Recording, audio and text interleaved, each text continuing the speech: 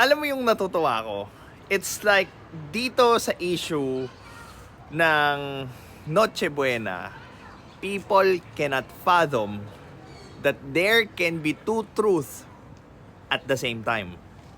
Alam mo yung totoo na korap yung gobyerno, totoo na kailangan i-improve yung gobyerno, pero at the same time, totoo din na kahit sinong presidente pa yung mauupo, kung hindi ka mag-i-improve sa sarili mo, hindi ka rin uunlad. When people realize that, suddenly their minds blow. 'Di ba? Hindi nila alam na pwedeng mag-exist yung dalawa ng sabay.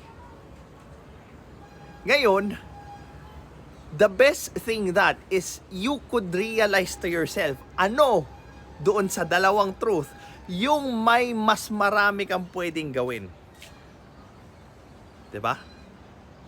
Yung mas marami kang pwedeng gawin kaysa magreklamo, 'di ba? Yung actual na paggawa mo papunta towards yung goal mo.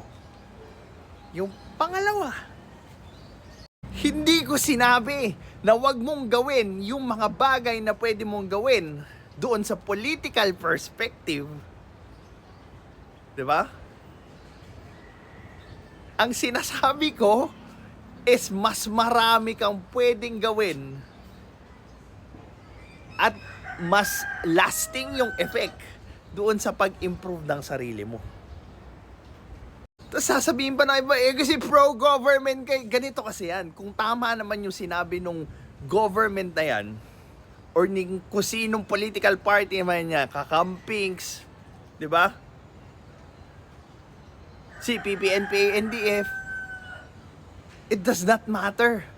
What matters is the truth that they are saying. Di ba?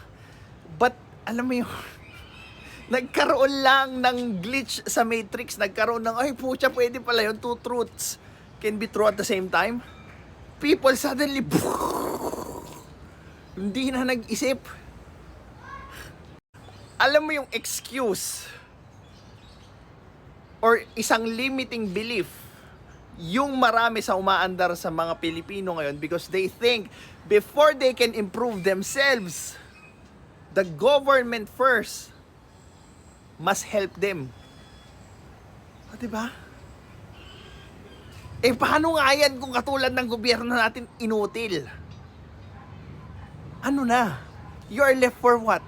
Maghintay ka hanggang sa mag-improve yung iniintay mo?